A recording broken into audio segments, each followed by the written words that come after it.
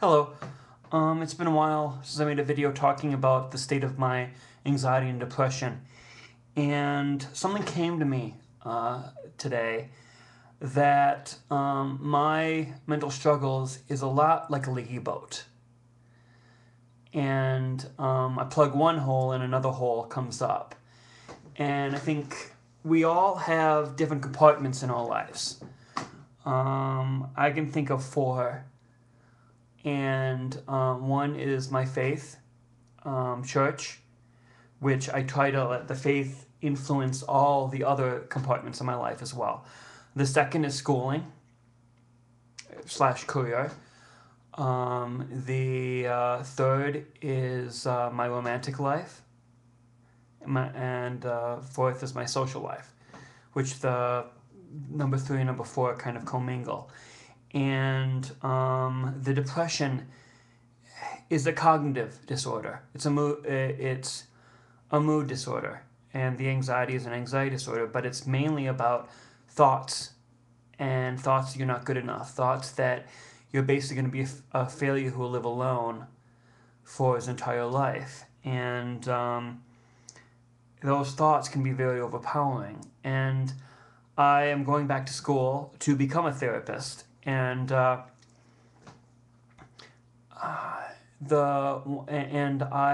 this last year I've been doing good grade wise. I mean, I got 370 points in my psychiatry class, and an A plus 100% is 350 points. And I did okay in my Spanish too. And so this shows that I'm not a failure. I'm not an idiot, like my brain often tries to tell me I am. And this is not just me. This is everyone, I think, with depression or anxiety who struggles with cognitive thoughts and misreading thoughts have the same thing. But then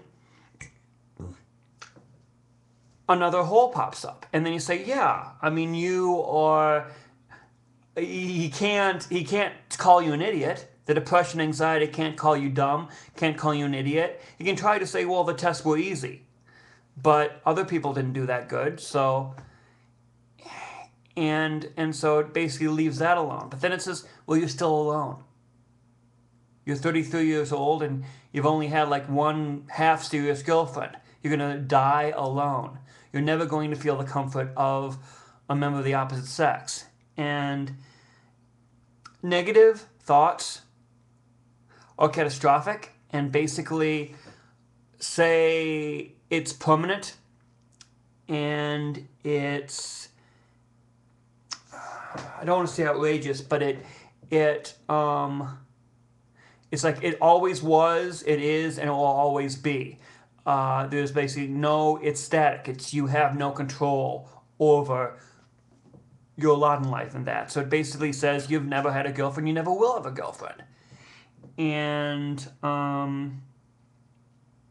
that's where my anxiety and depression is fighting me right now. And with social anxiety, it can be very difficult because you might want to ask a girl out, but then you just think, I don't know how to do it, I don't know how to ask. And by the time you actually have the courage to ask, she's long gone. And and I'm sure sometime I will have a girlfriend. I know that I'll have a girlfriend. I know that I'll be married. And I do believe God told me as such in a dream, and to calm my fears. I mean, another thing is, I go to a church, a spirit-led church that I just love here in Madison, and I mean the disorder wants you to think, no, they're just pitying you. I mean, they don't really like you. I mean, you really don't have anything to offer. They don't care about you. And then it makes things awkward interaction. And but they elected me deacon. I'm going to be elected this Sunday, and I'm going to be ordained in June. And you're not ordained out of pity. You're not elected deacon, a leadership position of the church, out of pity. You're elected for a leadership position because they believe you have gifts that would be good and that would offer to be a deacon. And I mean, that was like a godsend because I mean, it basically, the darkness, the depression can't use that against me. Can't say, Oh, I mean, they don't really care about you. They're just pitying you. And so that is good. That and these grades. I mean, I escaped high school with a GPA of a 1.69, and I now have a GPA of 3.26. And what I'm saying is, this is everyone has this. And I mean, even people without cognitive disorders have this to a little degree. We just have it where the thoughts are overwhelming and bog us down. But just know that the best way to deal with these anxious thoughts, these depressive thoughts, is to poke holes, to respond to it logically, and just say, "Oh, you think I'm a failure? You think I'm never going to be able to get a career? I'm never going to be anything do good? Show them your grades." I mean, it's hard, but you have to twist the thoughts around and show this for what it is, which is a fraud and a lie.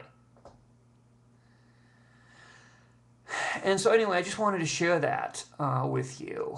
I mean, it's kind of it's. I mean, I'm still on the tripod, prayer, therapy, and medication. Still trying to figure out what will help the physical elements of anxiety. I'm able to battle the cognitive thoughts pretty well, thank God. But it's the physical feelings. It's the physical feelings and the general anxiety. The anxiety that's unfocused, that you can't pinpoint the thought behind it. It's just random fear. Random uncontrollable fear that comes with just like an anxious adult brain, as well with the shakes, the heart beating, and that's what I'm trying to deal with now with medication and centering prayer. Although it's very hard to center, it's very hard to relax when you're filled with anxiety. So anyway, I just wanted to share this with you guys. God bless.